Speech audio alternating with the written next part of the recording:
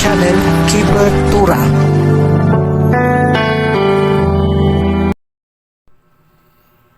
Hello guys, magandang umaga sa Pilipinas at magandang gabi sa ibang bansa. Ayan, ako po si Keyword Tura.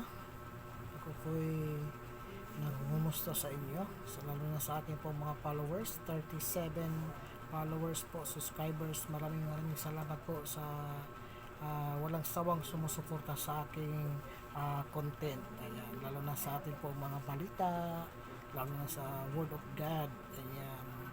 Ayan guys, maraming salamat po guys sa ating pong Panginoon, lalo po sa araw-araw na binigyan po tayo ng gabay, magandang kalusugan, iniingatan tayo, lalo na binigyan tayo ng karunungan at kaalaman sa pagbahagi ng content sa araw-araw. Yan guys, update po na tayo guys ha, lalo na sa ating panahon din guys na nakikita po natin guys yung nangyayari ngayon sa ating bansa.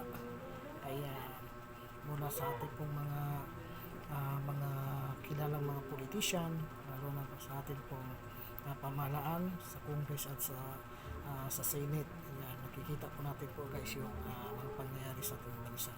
Ayan guys, isa lang po ang masasabi ko sa bawat isa, yung mga pro Duterte at pro Marcos. Ayan, isa lang alam po natin guys, yung araw-araw po tayong manalangin sa ating pong bansa.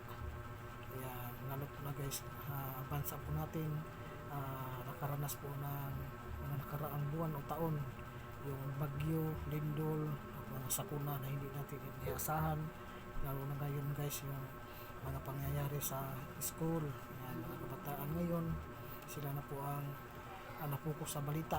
Ayan, dalangin natin guys, dalangin tayo sa araw-araw na yung mga mahal natin sa buhay, ingatan ng Panginoon, ilayo sa kapamakan, lalo sa pangyayari ngayon sa paligid natin guys. Ayan, nagpasalamat po sa Kabisayan, sa mga Bisaya diha, ayan, sa mga Tagalog, sa Luzon, sa parts of Mindanao. Maraming salamat guys, ingat po tayo lagi, ingat po tayo manalangin. Panalangin natin guys ang ating bansa na magkaroon po ng kapayapaan at kaayusan, lalo na sa ating po mga namumuno sa nasyonal man o malokal, lalo na sa ating po presidente, vice at sa ating po mga congress at senador.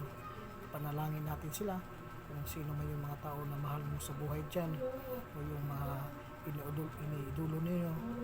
Ayan, idalangin natin guys. Yung aking content po guys, ako po ay nagbabahagi po ng balita.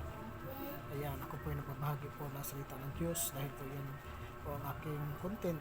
Ayan, nawa po guys, pag-share ko na content, yung aking po mga binabahagi sa mga videos ko. Ayan, pinapalo po nyo guys. Ayan, maraming salamat po guys. Ako po si Keyword Tura. Ako po yung nagpapasalamat po sa inyo guys ng lubos, dahil kayo po ang nagbigay sa akin ng inspirasyon para po sa akin po mga content.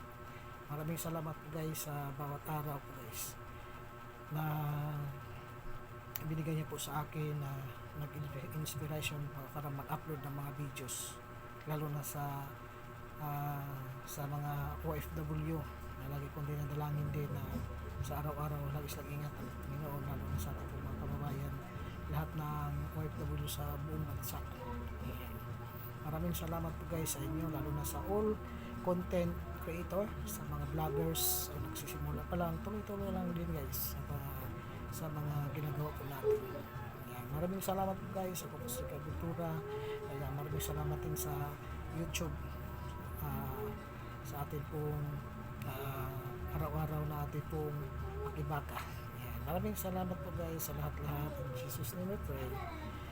God bless po. God bless sa lahat. Amen.